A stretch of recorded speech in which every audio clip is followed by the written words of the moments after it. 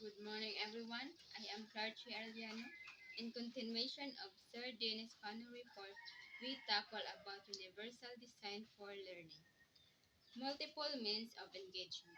Universal design course content maintains varied skills, levels, preferences, and interests by allowing for options.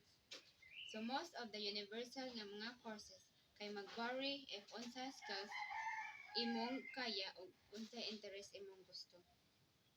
Having flexible teaching strategies and course content, students can choose methods that support their interest and skills levels.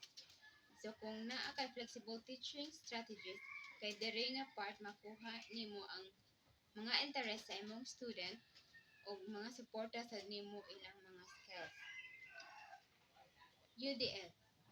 UDL provides equal access to learning, not simply equal access to information. So ang UDL mao ni ang nag-provide og equal access para maka-learn, dali ra makahatag og sakto nga information. Universal design allows the student to control the methods of accessing information while the teacher monitors the learning environment. UDL mao naghatag og way sa student nga ma-control what kind of methods para maka-access og information while ang mga teacher mao'y mag-monitor sa learning environment sa usa ka classroom. UDL, Universal Design for Learning, or UDL is an instructional approach that opens opportunity for all students by using digital media and flexible instruction to help student meet their education goals. UDL mao ni ang mag-open og mga opportunity para sa tanan nga students para maka-learn using sa digital media og mga flexible instructional materials para maka-help sa student nga ma-meet ilang educational goals. Next, Universal Design History. Universal design began as an architectural movement in the USA. Curb cuts, automatic doors, and ramps were added to buildings during the design process rather than as an afterthought.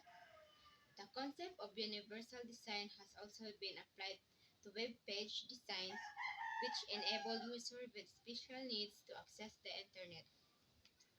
More recently, universal design has been applied to education. UDL has entered the educational world at this point in time because the technology is more available, making UDL possible. UDL kay nagsugod ni sa USA. Most kaning UDL gina-apply ni sa page nga mo enable sa mga user with special needs para ma-access sa internet. UDL. Assignment could be varied according to each child's skills. If the goal of a project is to learn research skills, more advanced students might be required to produce a longer report or cite more references. Students with less developed research skills might gain as much from creating a report using fewer references to cover a limited number of the key points. Offer choices of learning context. Offer choices of content and tools. Offer adjustable levels of challenges.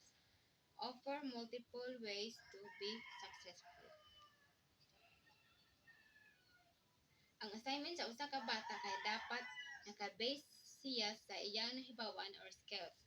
Like kung ang goal sa project kay research skills, kay ang advanced nga students mao mas required siya sa og longer report or mo-cite og references.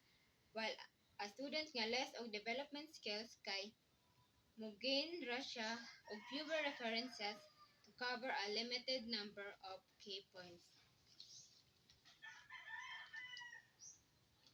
How does this look in a classroom? Students would choose their preferred method of learning new materials. One child might learn vocabulary by playing a game in a race against the clock. Another might create stories or even artwork to incorporate the new words. Ang students kay dapat mo choose siya ug unsay preferred methods of learning kay kita baya ninyo na ay lain-lain nga method sa pagtuon para dali ra masabtan. For example, ang usa ka student good in vocabulary by playing a game in a race against clock.